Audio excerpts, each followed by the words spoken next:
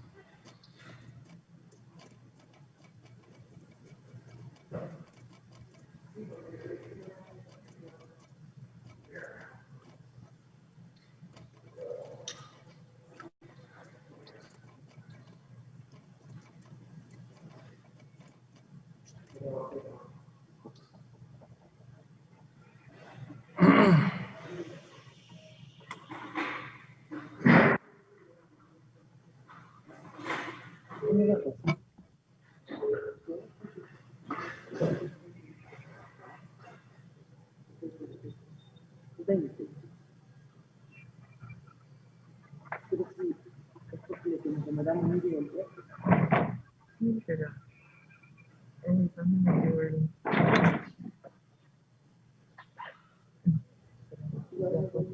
¿qué cosa?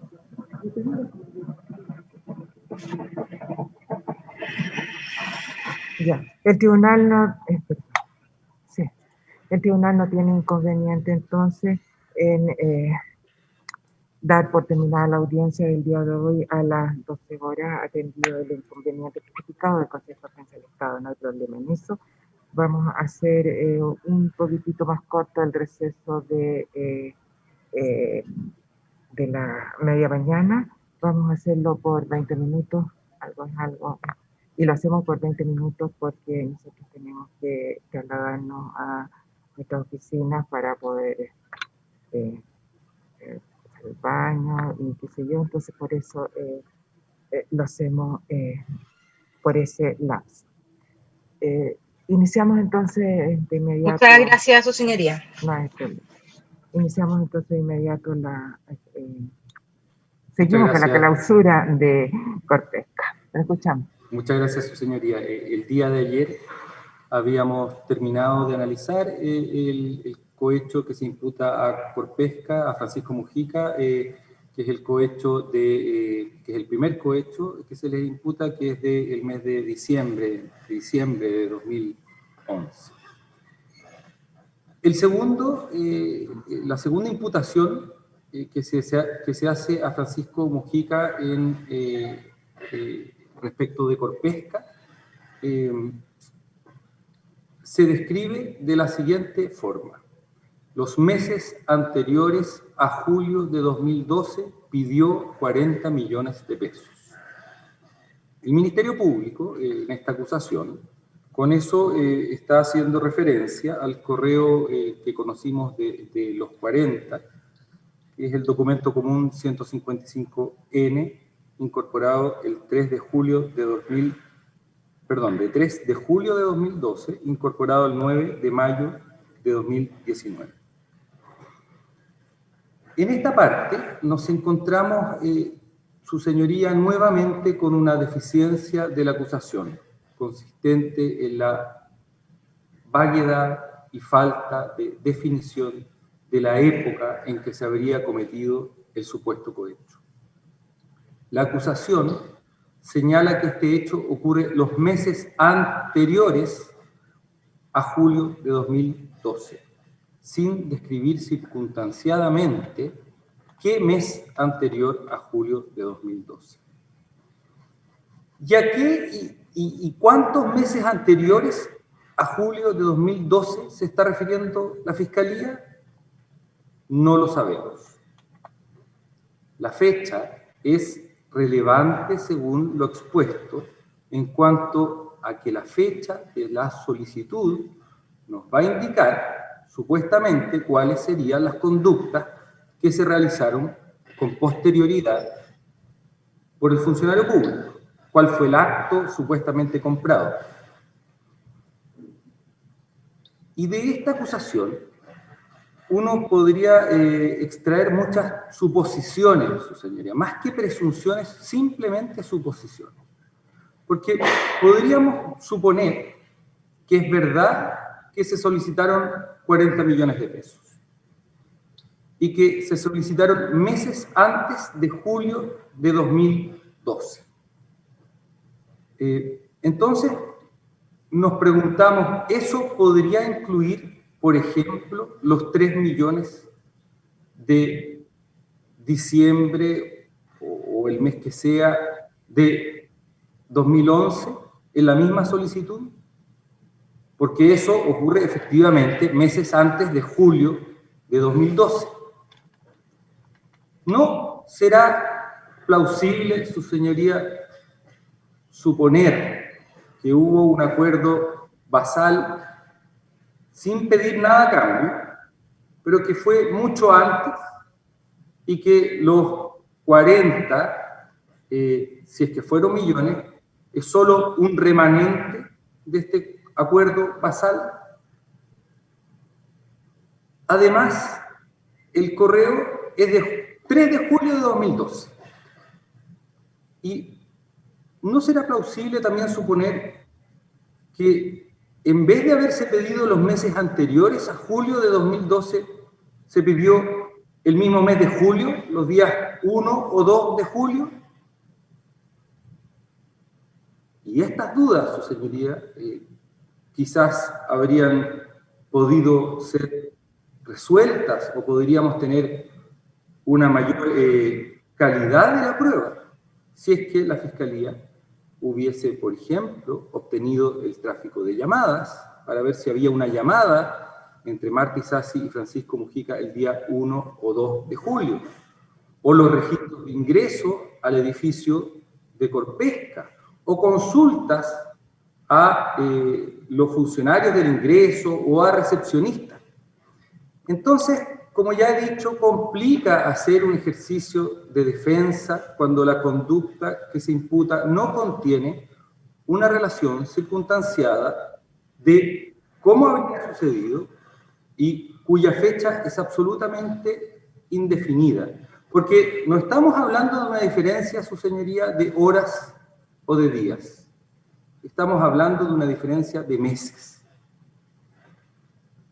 Y esto tiene mucha relevancia para este caso. Quizás para otros casos, una indefinición en cuanto a los meses en que se cometió el delito podría no ser tan relevante, pero para este caso tiene mucha relevancia. Si son cohechos antecedentes y no premios por hechos anteriores, si la solicitud ocurrió el 1 de julio, es muy diferente a que se haya solicitado en el mes de febrero o en el mes de marzo. Porque a partir de esa fecha deberíamos determinar, por ejemplo, los actos de Marta Isasi en el Parlamento. Y nuevamente nos preguntamos, ¿qué conductas ocurridas en algún momento posterior a meses antes de julio de 2012 pueden ser atribuidas a actos de Marta Isasi que hayan sido conversados o negociados con Francisco Mujica en esta fecha indeterminada? No se puede saber si son conductas de enero, febrero, marzo, abril, mayo o junio, porque no sabemos de una época determinada en que se haya solicitado o consentido para hacer algo. Y por eso, como hemos visto, la acusación recurre al artilugio de los deberes genéricos. Pero esta vaguedad, su señoría, impide ejercer adecuadamente el derecho a defensa. Es tanta la confusión que genera la imputación y su indefinición, que la Brigada de Delitos Económicos, que sabemos que llevó casi completamente esta investigación, tiene una teoría del caso que es radicalmente diferente a la del Ministerio Público. Para la Brigada de Delitos Económicos, los supuestos 40 millones de pesos corresponden a los 25 millones solicitados por Carrillo el 2009, más los 15 millones de los servicios prestados por Zavala el 2013.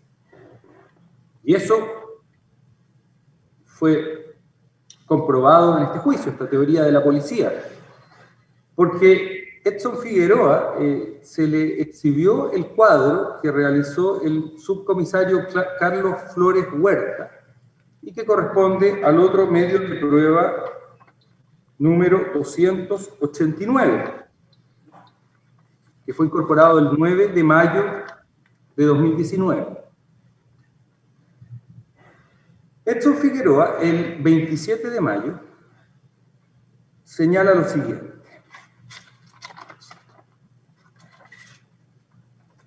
¿Es coincidente los 40 del correo de Marta Isacia a Francisco Mujica en el cuadro de los 40 sumado entre Carrillo y Zavala, conforme al cuadro 289?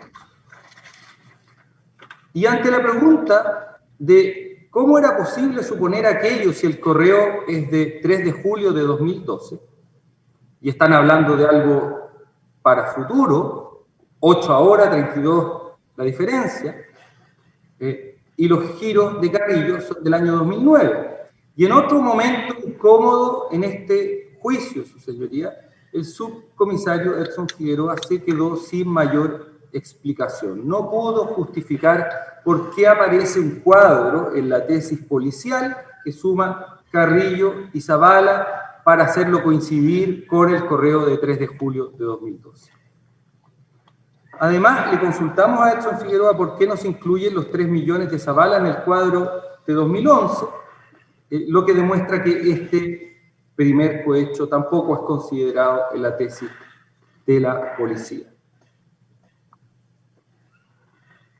Esta divergencia, magistrada, entre la Policía de Investigaciones y el Ministerio Público nos lleva a dos alternativas, que al final son alternativas que generan mayores dudas para la resolución de este caso. La primera es la que consiste en que aquí hubo un error de parte de la policía. Porque la tesis de la policía es que el cohecho se consumó en el año 2009 y que el correo de los 40, que la verdad no hay claridad alguna si se trata de dinero u especies. Pero lo que dice es que el acuerdo basal es del 2009 y este es un recordatorio de este acuerdo basal que es previo a la ley 20.393. Entonces, el correo de los 40, que es de julio de 2012, si la policía, llega a que los 40 es la suma de los 25 más los 15, la verdad suena bastante difícil y bastante forzado. Y esto muestra claramente la posición de la PDI en esta que hemos llamado la visión de túnel, de buscar explicaciones para llegar a perjudicar, en este caso, a la señora Marta Isacia. Y la otra alternativa, su señoría, es que aquí haya un error en la teoría o en la tesis de la Fiscalía.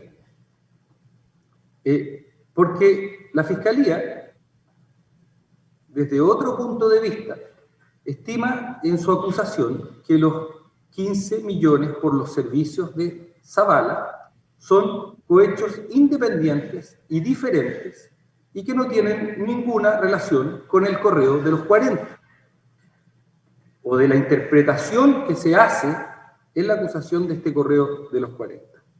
Entonces, la Fiscalía, a diferencia de la Policía de Investigaciones, estima que los servicios de Zavala son cohechos independientes. Y esta clara indefinición y contraposición entre las posiciones del Ministerio Público y la Policía debido a una deficiente investigación, pone en serio riesgo el principio del non bis in idem. Porque volvamos a suponer, y si los 40 fueran millones y los 15 de Zavala hubiese alguna prueba de que llegaron para Martesasi, ¿no se pone en riesgo con esto, magistrada, sancionar por 4 cohechos, siendo que podría ser 1? Esta suposición, ya que la prueba que se presentó solo da para suposiciones, su señoría, no da para presunciones fundadas, implicaría que no existen los supuestos cohechos del año 2013 de Zavala, lo que tiene efectos, su señoría. Por ejemplo, en la responsabilidad penal de la persona jurídica, habría que ver cuál es el estado de cumplimiento de los deberes de dirección y supervisión de Corpesca al año 2013.